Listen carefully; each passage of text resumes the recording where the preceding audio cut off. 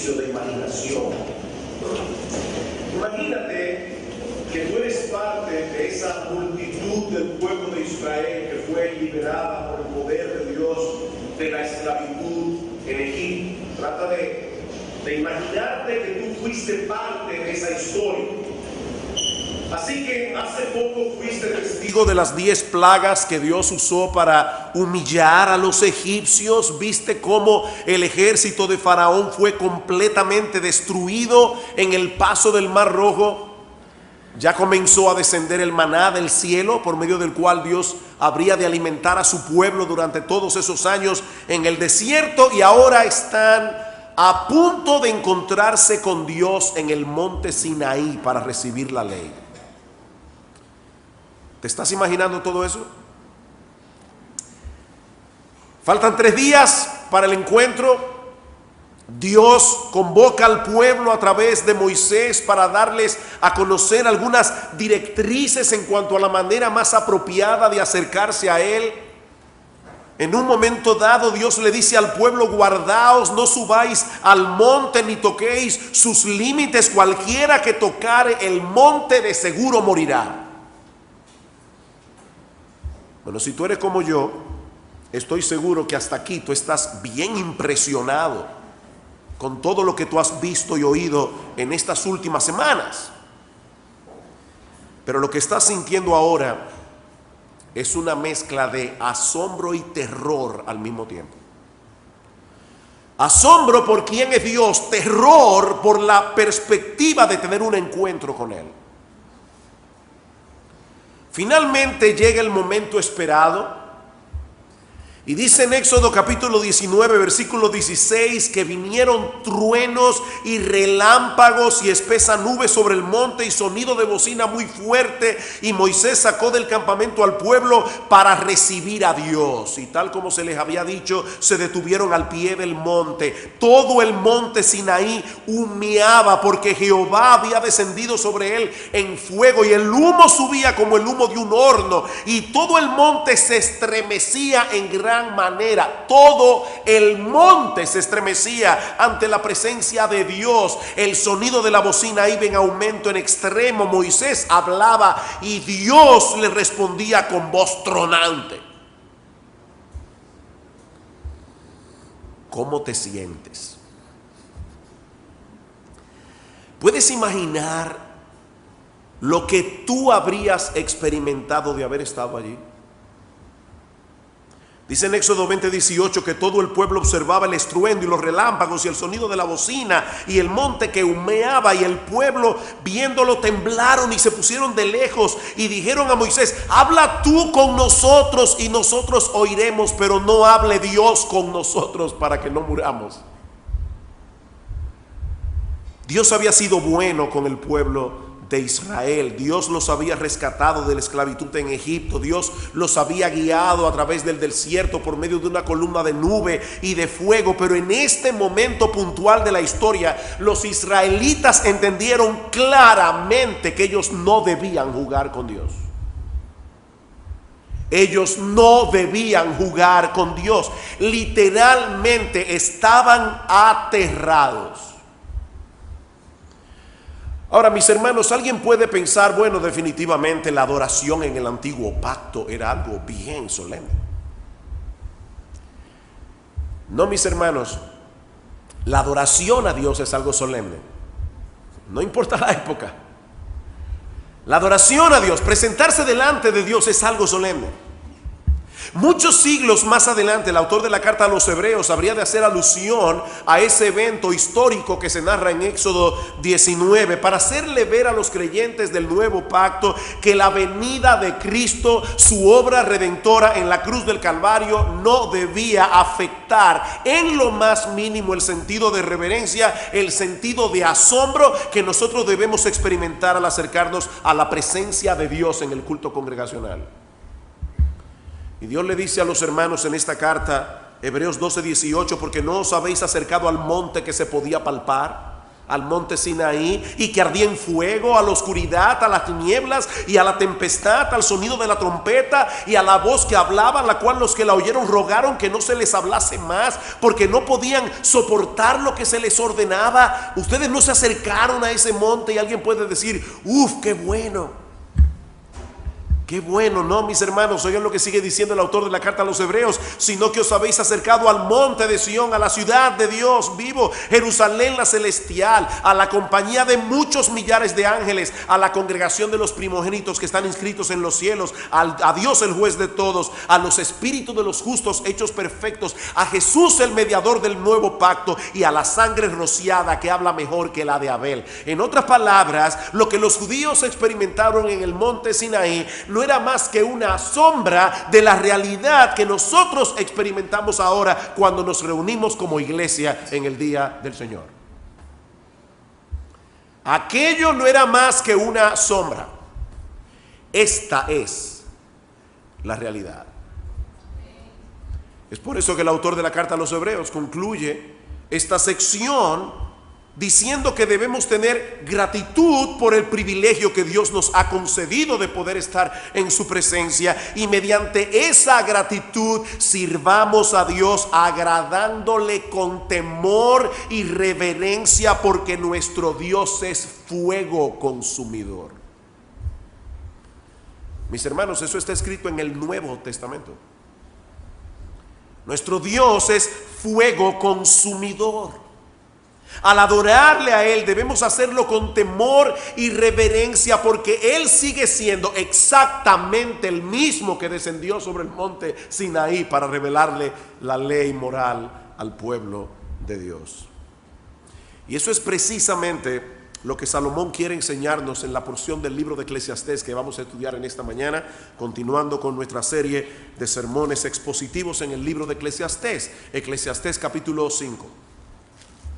Eclesiastés capítulo 5, versículos 1 al 7. Dice Salomón: cuando fueres a la casa de Dios, guarda tu pie y acércate más para oír que para ofrecer el sacrificio de los necios, porque no saben que hacen mal. No te des prisa con tu boca, ni tu corazón se apresure a preferir palabra delante de Dios, porque Dios está en el cielo, tú sobre la tierra, por tanto sean pocas tus palabras. Porque de la mucha ocupación viene el sueño, y de la multitud de las palabras la voz del necio. Cuando a Dios haces promesas, no tardes en cumplirla, porque Él no se complace en los insensatos. Cumple lo que prometes. Mejor es que no prometas, y no que prometas y no cumpla.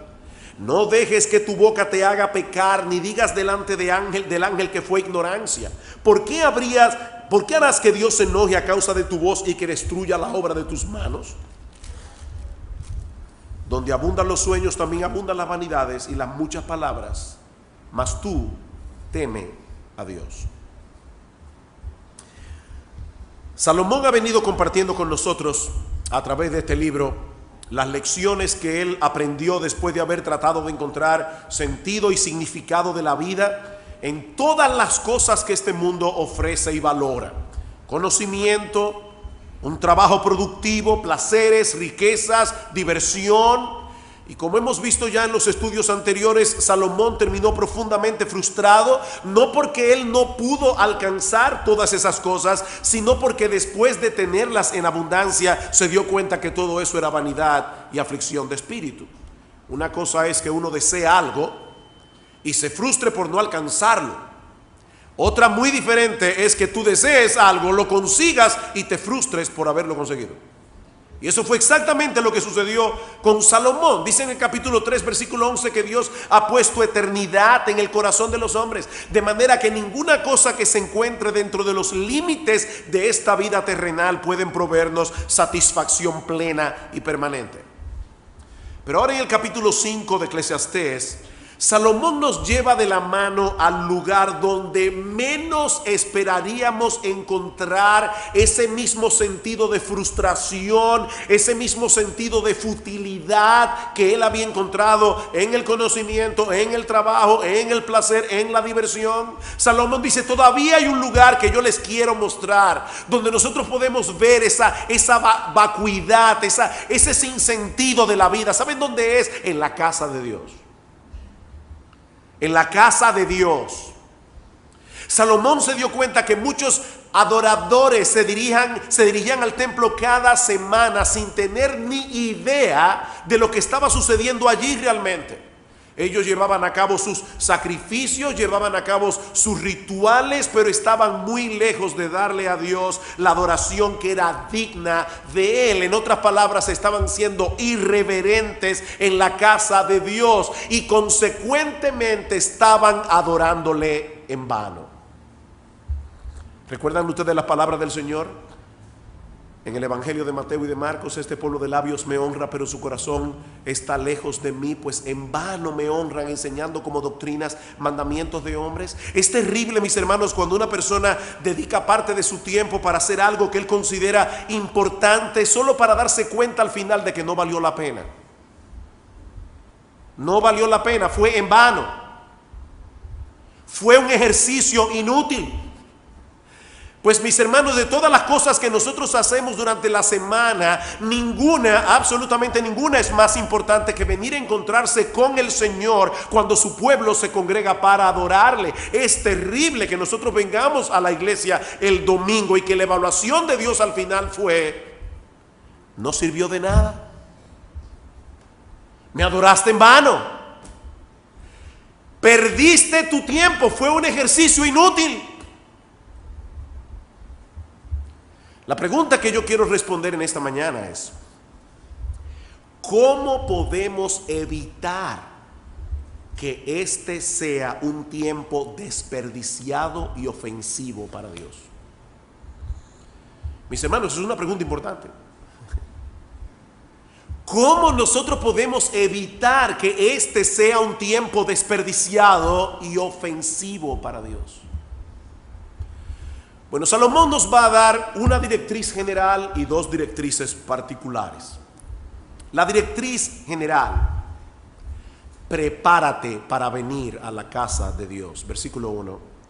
Cuando fueres a la casa de Dios, guarda tu pie. Guarda tu pie. En otras palabras, ten mucho cuidado cuando te dirijas a ese lugar. Considera primero con quién te vas a encontrar allí, qué es lo que estás supuesto a hacer cuando estés en su presencia. ¿Recuerdan lo que Dios le dijo a Moisés cuando se le apareció en la zarza ardiendo? No te acerques, quita el calzado de tus pies, porque el lugar en que estás, tierra santa es. Ese terreno en el monte Horeb no tenía nada de especial, era un monte, era un pedazo de tierra, pero Dios había descendido para encontrarse con Moisés allí, y eso convertía ese pedazo de tierra en tierra santa, porque Dios estaba allí. Y eso es precisamente lo que Salomón nos está recordando en este pasaje. Ten cuidado cuando te diriges al lugar de la adoración.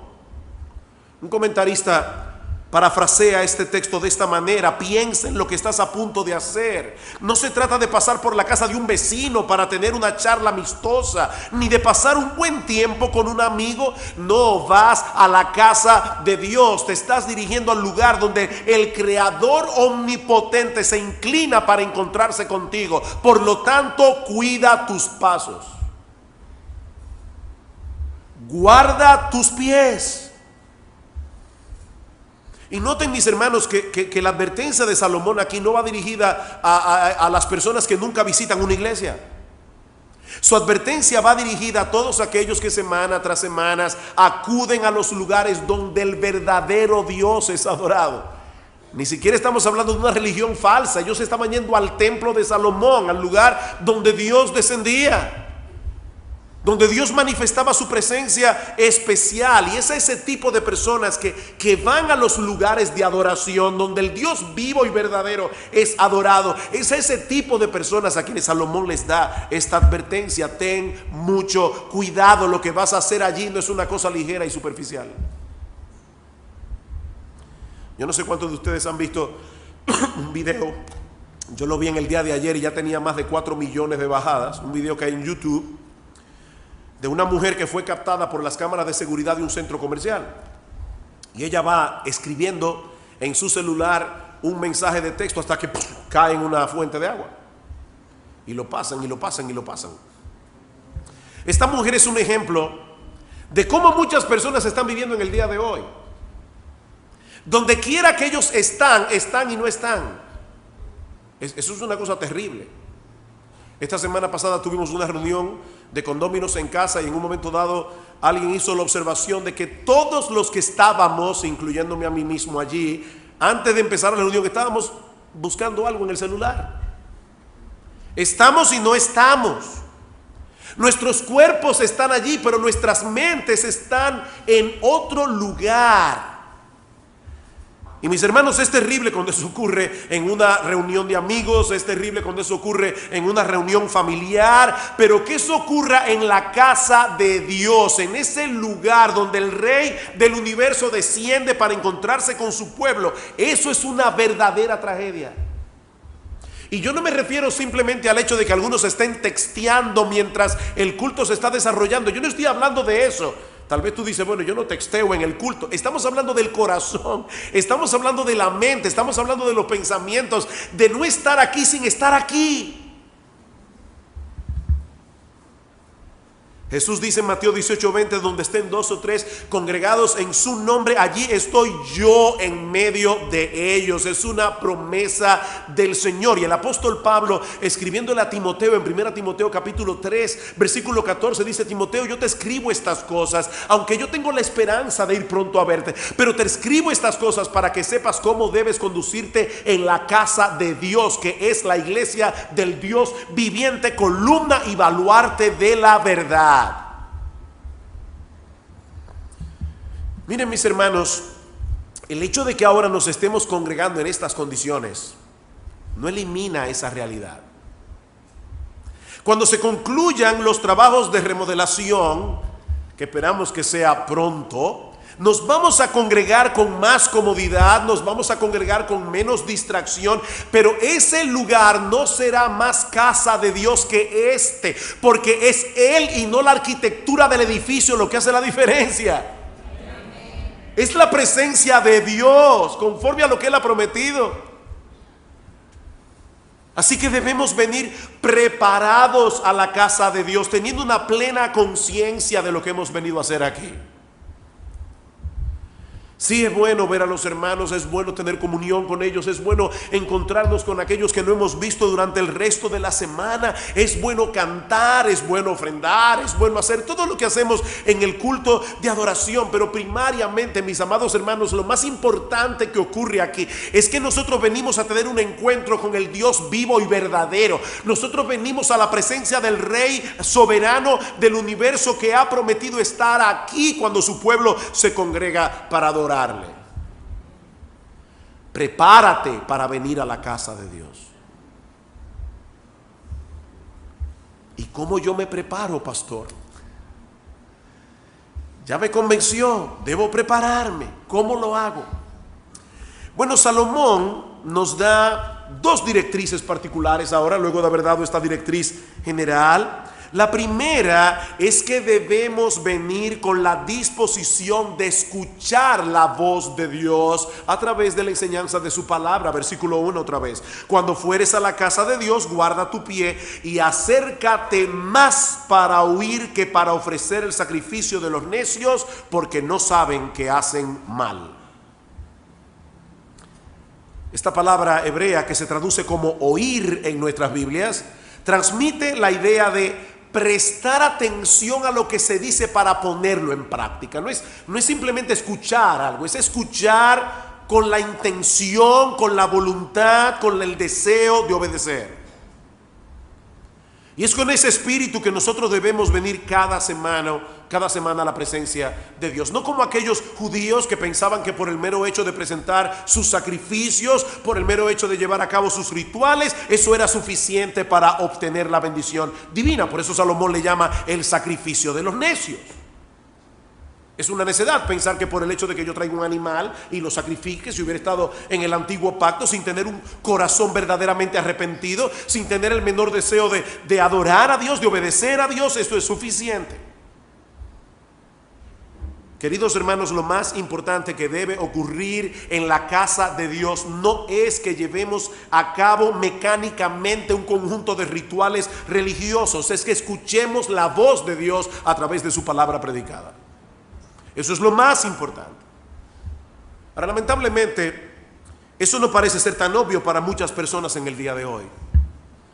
Mis hermanos, es triste, pero en muchas iglesias la predicación de la palabra de Dios está tomando un lugar cada vez menos preponderante para darle un mayor espacio a que los creyentes se expresen, a que den sus testimonios, a que tengan números especiales. Y yo no estoy en contra necesariamente de ninguna de esas cosas per se. Noten lo que estoy diciendo. El problema aquí es que cada vez menos se está dando lugar, se le está dando importancia a la predicación de la palabra de Dios en el culto de adoración, como si nuestras palabras y nuestras acciones fueran más importantes que las de Él. No creo que en toda la historia de la humanidad haya habido otra época donde la autoexpresión sea más importante que en esta época. Nos queremos expresar y queremos que la gente nos escuche. Por eso escriben Twitters, por eso escriben en los blogs, por eso ponemos nuestros comentarios en Facebook. Y vuelvo y repito, nada de eso es malo en sí mismo. Pero cuidado, mis hermanos, la razón primordial por la que nos hemos congregado en este lugar es para escuchar la voz de Dios. No es la única razón, es la razón primordial por la que nosotros hemos venido aquí. Es para escuchar la voz de Dios a través de la predicación de su palabra, no para que los demás escuchen la nuestra. Lo que Él tiene que decir es infinitamente más importante que nuestras opiniones. Versículo 2. No te des prisa con tu boca, ni tu corazón se apresure a proferir palabra delante de Dios, porque Dios está en el cielo, tú sobre la tierra, por tanto sean pocas tus palabras. Salomón nos está recordando aquí la distancia abismal que existe entre nosotros y Dios. Él está en el cielo, nosotros sobre la tierra. Su autoridad y sabiduría no tienen límites, pero nosotros somos limitados en todo sentido. ¿Qué debemos hacer? Bueno, en pocas palabras, habla menos y escucha más. Eso es lo que Salomón nos está diciendo aquí. Habla menos, escucha más.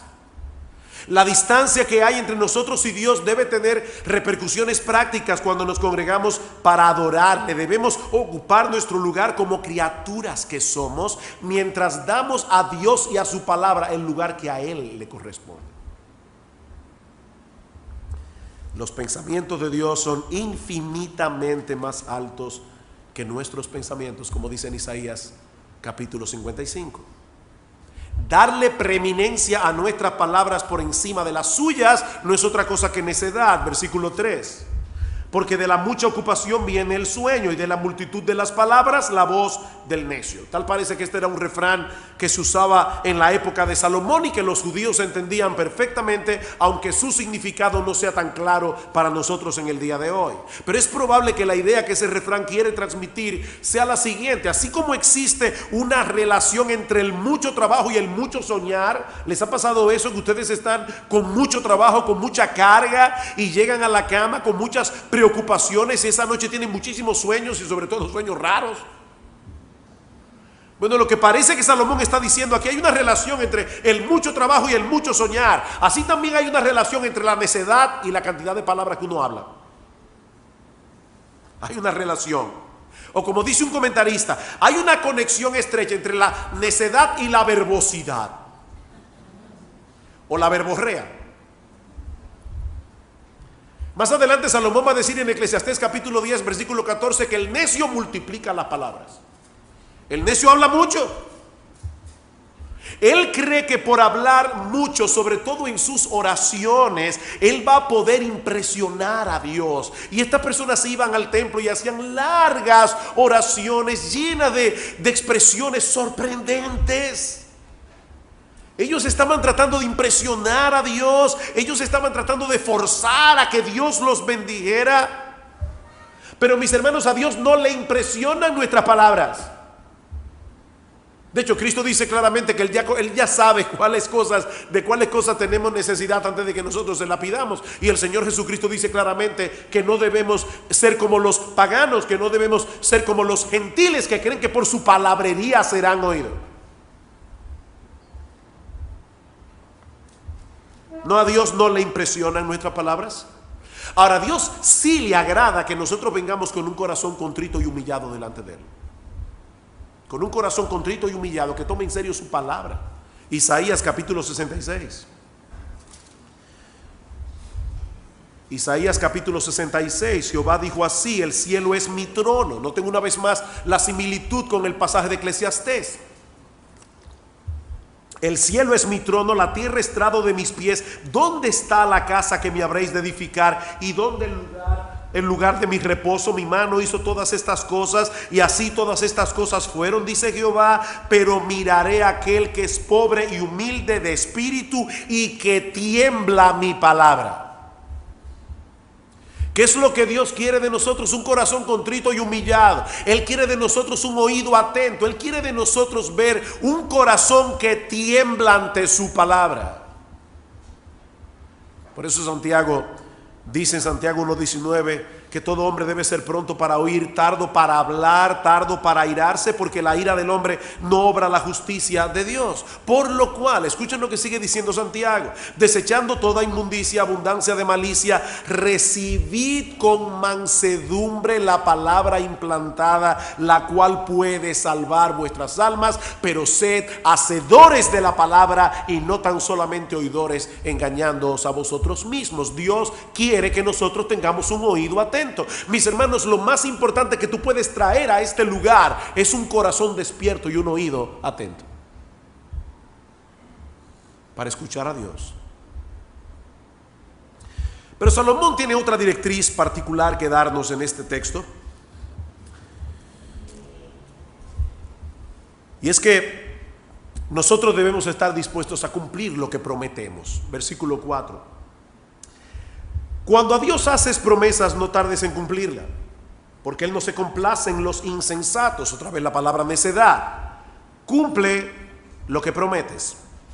El tema de esta parte ahora es el cumplimiento de los votos que hacemos delante de Dios. En la cultura judía, los votos eran sumamente comunes. Nosotros lo vemos en el caso de Ana. Ana está en el templo del Señor y ella hace un voto: Señor, si tú me das un hijo, yo lo dedicaré a ti todos los días de su vida. Y lo que Salomón nos está advirtiendo aquí es que debemos tener mucho cuidado al pronunciar nuestros votos. No pronunciar votos y promesas a Dios con ligereza, porque terminaremos pecando contra Él. En Deuteronomio 23:21 dice que si haces un voto a Jehová tu Dios, no tardes en pagarlo, porque ciertamente lo demandará Jehová tu Dios de ti, y sería pecado en ti. Mas cuando te abstengas de prometer, no habrá en ti pecado. ¿Ven lo que dice Salomón en el versículo 5? Mejor es que no prometas a que prometas y no cumplas. Dice en Deuteronomio: si no prometes nada, no habrá en ti pecado, pero lo que hubiere salido de tus labios lo guardarás y lo cumplirás conforme lo prometiste a Jehová tu Dios, pagando la ofrenda voluntaria que prometiste con tu boca. Mejor es que no prometas, y no que prometas y no cumplas. Queridos hermanos, es mucho más fácil hacer una promesa que cumplirla. Yo creo que todos estamos seguros de eso. Por lo tanto, piénsalo bien antes de hablar. ¿Cuántas veces? Yo no voy a pedirle que levanten la mano, pero por lo menos yo puedo levantar la mía. ¿Cuántas veces hemos sido convictos de pecado y le hemos prometido a Dios: Señor, es la última vez que yo hago esto? ¿De verdad fue la última vez?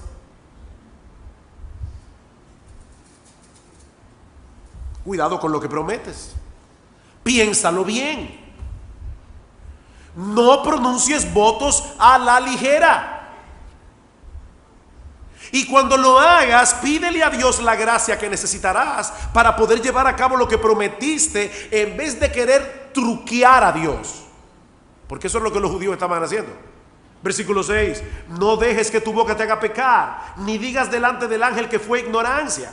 ¿Por qué harás que Dios se enoje a causa de tu voz y que destruya la obra de tus manos? La palabra hebrea que se traduce como ángel en nuestras versiones Reina Valera significa también mensajero, y puede estar haciendo referencia al oficial del templo que era encargado de cobrarla de colectar las ofrendas y los sacrificios que las personas habían prometido. Así que cuando estos israelitas se apresuraban con su boca a hacer un voto delante de Dios, y luego llegaban los oficiales a buscar lo que habían prometido, entonces comenzaban a poner todo tipo de excusas. Mira, la verdad es que yo cometí un error cuando yo prometí eso. No debía haber prometido tal cosa. Recuerdo la historia de aquel individuo que tenía 2 becerros y llega a la casa y le dice a la esposa: he decidido darle uno de mis becerros al Señor. Lo voy a criar y voy a darle uno al Señor. Aunque nada más tenemos 2 becerros. Parece muy generoso. La esposa le dice: ¿cuál de los 2 becerros? ¿El blanco o el pinto? No, yo voy a criarlo primero, luego decidiré tal cosa. Pasaron las semanas, y un día el Señor vino a la casa y le dijo a la esposa: mira, el becerro del Señor se enfermó y se murió. El del Señor.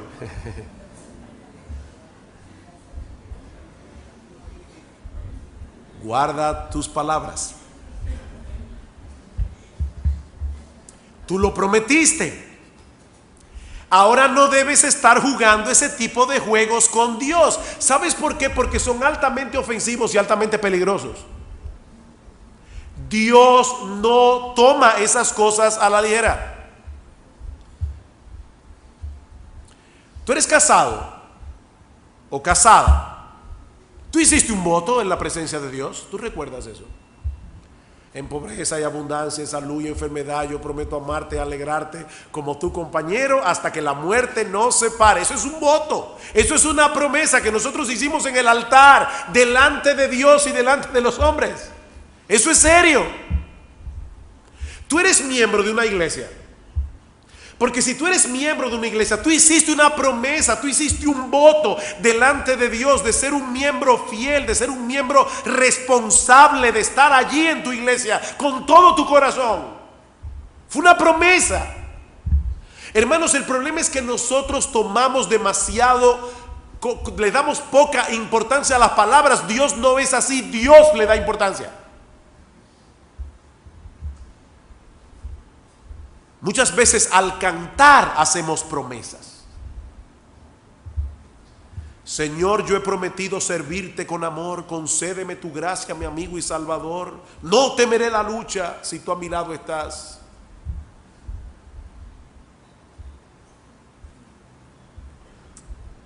Mis hermanos, ¿hacia dónde quiere llevarnos Salomón con todas estas directrices? Porque algunas personas pueden estar diciendo: wow, pastor, pero hay cosas que yo ni siquiera entiendo muy bien.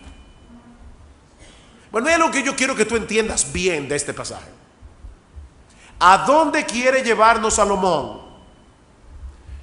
A que entendamos que debemos tener reverencia en la presencia de Dios. Si tú entendiste eso, tú entendiste la carga de este pasaje. Versículo 7. Donde abundan los sueños, también abundan las vanidades y las muchas palabras, mas tú teme a Dios. La primera parte de este versículo es difícil de traducir, muy difícil. Pero la idea parece ser la siguiente: en vez de hablar tanto con la intención de querer impresionar a otros, témele a Dios. En vez de querer hablar tanto, témele a Dios. No en el sentido de alejarte de Él lleno de terror y de miedo, sino más bien en el sentido de acercarte a Él, pero con la reverencia y la honra que le es debida. Témele a Dios. Dios es digno de ser temido, mis hermanos. El punto es que no debemos tener como cosa ligera el hecho de venir a la casa de Dios para encontrarnos con Él. Nuestro Dios está en los cielos, como dice el salmista en el Salmo 115, versículo 3. Todo lo que Él quiso ha hecho. ¿Cómo se supone que nosotros debemos aproximarnos a la casa donde habita un Dios así? ¿Recuerdan la palabra del Salmo 96 que Marcos leyó al principio? Tributad a Jehová, oh familia de los pueblos, dad a Jehová la gloria y el poder, dad a Jehová la honra debida a su nombre, traed ofrendas y venid a sus atrios, adora a Jehová en la hermosura de la santidad, temed delante de Él toda la tierra. Nuestro Dios es digno de ser temido. Sí, pastor, mire, ya lo entendí. Ya entendí lo de la reverencia en el culto. Y también me he dado cuenta, a medida que usted ha ido predicando, de todos los pecados que yo he cometido tantas veces en la presencia de Dios por causa de mi ligereza. Lo que yo no logro entender ahora es cómo poder encajar en este panorama el gozo, la alegría, la confianza que también nosotros debemos experimentar cuando estamos en la presencia de Dios. En ese mismo Salmo 96, en los versículos 11 y 12 dice: alégrense los cielos y gócese la tierra, regocíjese el campo y todo lo que está en él. Y seguramente ya vino a vuestras mentes el Salmo 100. Cantad alegres a Dios, habitantes de toda la tierra, servid a Jehová con alegría, venid ante su presencia con regocijo. Por fin, ¿es con reverencia o con alegría? ¿Cómo debemos venir a la presencia de Dios? ¿Con gozo o con temor?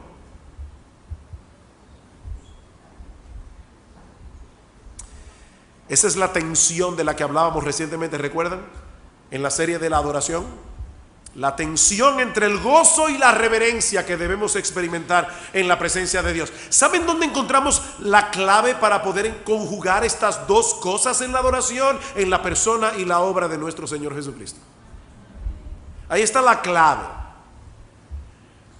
Mis hermanos, nadie puede experimentar el verdadero gozo de la adoración sin haber experimentado primero un profundo y genuino temor reverente por la persona de Dios. Nadie puede experimentar verdadero gozo. Nosotros podemos hacer un culto que parezca un jolgorio. Nosotros podemos hacer un culto donde todo el mundo parece estar muy feliz, feliz, feliz. Pero ese no es el verdadero gozo del que habla la Biblia. Hasta que no entendemos la majestad incomparable de ese Dios contra el cual nosotros hemos pecado, hasta que no entendemos el infierno que merecemos por causa de todas nuestras transgresiones, tampoco podemos entender la magnitud del perdón que Dios nos ha dado en Cristo.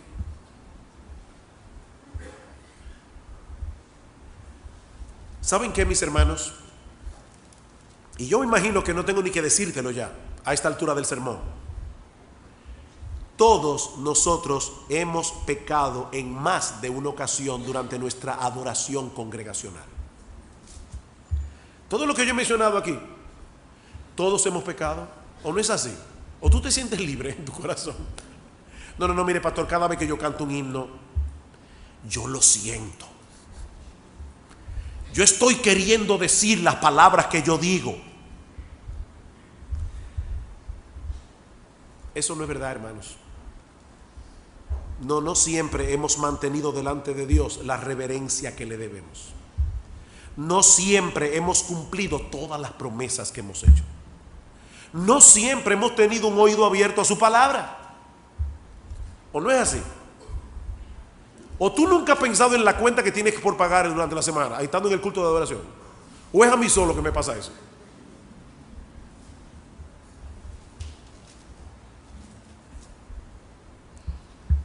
Pero es aquí precisamente donde entra en juego la persona y la obra de nuestro Señor Jesucristo.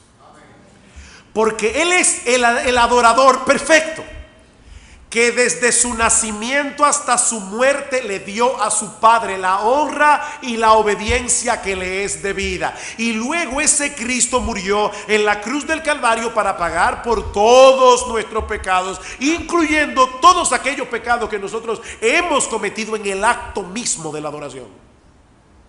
Cristo pagó por ellos. Y ese Señor Jesucristo, que perdonó todos nuestros pecados en la cruz del Calvario, sigue siendo ahora nuestro mediador entre Dios y nosotros cuando adoramos. Por eso dice Phillips Ryken, eso es parte de lo que significa para nosotros conocer a Cristo, que nuestra adoración imperfecta es aceptada por el Padre sobre la base de la adoración perfecta ofrecida por Jesús.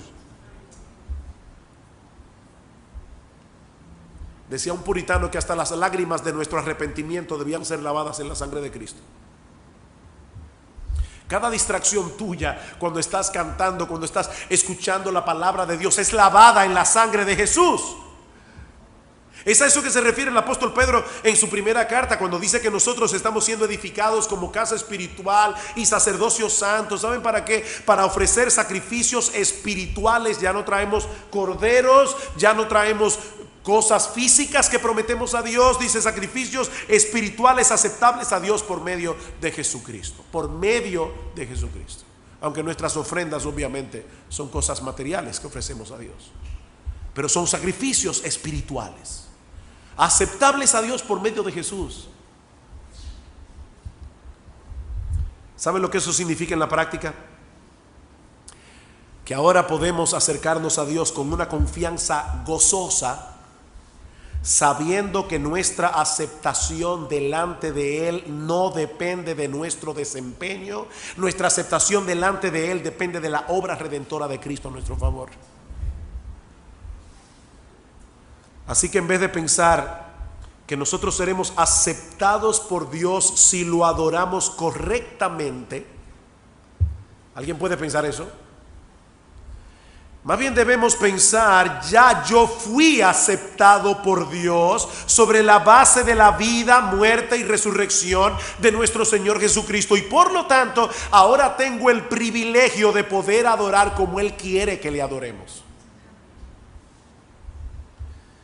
Mis hermanos, esa forma de pensar, poniendo el evangelio delante de nuestros ojos, no produce adoradores descuidados, sino más bien hombres y mujeres agradecidos que se acercarán a Dios con el deseo de escuchar su palabra, con el deseo de alabarlo, con el deseo de exaltarlo, de obedecer su voluntad, sabiendo de antemano que no podrán hacer eso perfectamente, pero sí con el deseo de hacerlo con toda la sinceridad de la que es capaz un pecador arrepentido y perdonado. Eso es lo que produce el evangelio en el corazón de un creyente. Y si tú estás aquí sin Cristo, mi amigo, déjame decirte algo. Esta no es una época particularmente irreligiosa. Lo espiritual está de moda. Hay muchas personas que se han dado cuenta de lo que Salomón se dio cuenta. No voy a encontrar sentido y significado y seguridad ni en el conocimiento, ni en el trabajo, ni en el placer, ni en las diversiones. ¿Por qué no probar un poco de religión? Yo espero que haya sido evidente para ti en esta mañana que lo que Dios quiere de nosotros no es un poco de religión. Lo que Dios quiere de nosotros no es simplemente que nosotros ahora coloquemos a Dios dentro de la ecuación. Dios quiere un corazón contrito y humillado que tiembla ante su palabra. Dios quiere un corazón arrepentido de sus pecados, un corazón que ha confiado únicamente en Jesucristo para el perdón de todos nuestros pecados y el don de la vida eterna. No es un toque de religión lo que Dios quiere de nosotros. Lo que Dios quiere de nosotros es una vida completamente entregada a Él, sin reservas, sin reservas, porque Él es Rey de reyes y Señor de señores. Hermanos, que el Señor nos conceda la gracia de ser ese tipo de adoradores, y que Iglesia Bíblica del Señor Jesucristo sea reconocida como un lugar donde nuestro Dios es adorado en espíritu y en verdad, con reverencia y con gozo.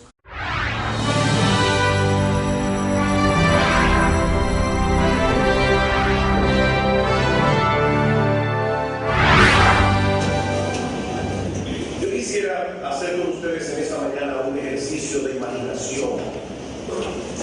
Imagínate que tú eres parte de esa multitud del pueblo de Israel que fue liberada por el poder de Dios de la esclavitud en Egipto. Trata de imaginarte que tú fuiste parte de esa historia.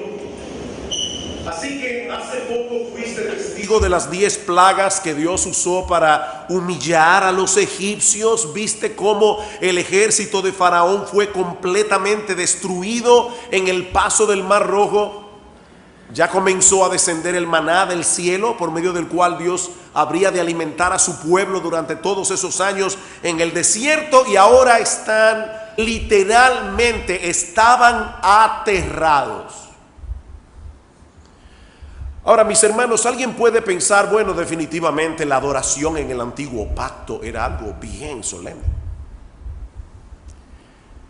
No, mis hermanos, la adoración a Dios es algo solemne. No importa la época. La adoración a Dios, presentarse delante de Dios, es algo solemne. Muchos siglos más adelante, el autor de la carta a los Hebreos habría de hacer alusión a ese evento histórico que se narra en Éxodo 19 para hacerle ver a los creyentes del nuevo pacto que la venida de Cristo, su obra redentora en la cruz del Calvario, no debía afectar en lo más mínimo el sentido de reverencia, el sentido de asombro que nosotros debemos experimentar al acercarnos a la presencia de Dios en el culto congregacional. Y Dios le dice a los hermanos en este: ¿cómo te sientes? ¿Puedes imaginar lo que tú habrías experimentado de haber estado allí? Dice en Éxodo 20:18 que todo el pueblo observaba el estruendo y los relámpagos y el sonido de la bocina y el monte que humeaba, y el pueblo viéndolo temblaron y se pusieron de lejos y dijeron a Moisés: habla tú con nosotros y nosotros oiremos, pero no hable Dios con nosotros para que no muramos. Dios había sido bueno con el pueblo de Israel. Dios los había rescatado de la esclavitud en Egipto. Dios los había guiado a través del desierto por medio de una columna de nube y de fuego. Pero en este momento puntual de la historia, los israelitas entendieron claramente que ellos no debían jugar con Dios. Ellos no debían jugar con Dios. Asombro por quién es Dios, terror por la perspectiva de tener un encuentro con Él.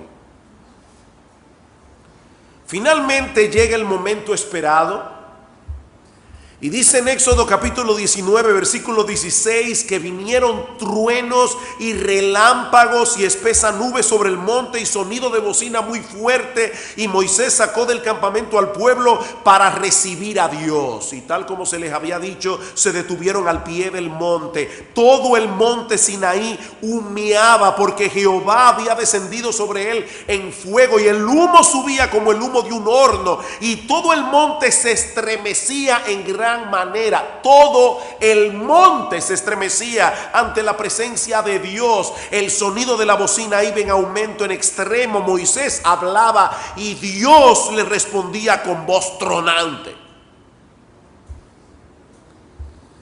A punto de encontrarse con Dios en el monte Sinaí para recibir la ley. ¿Te estás imaginando todo eso?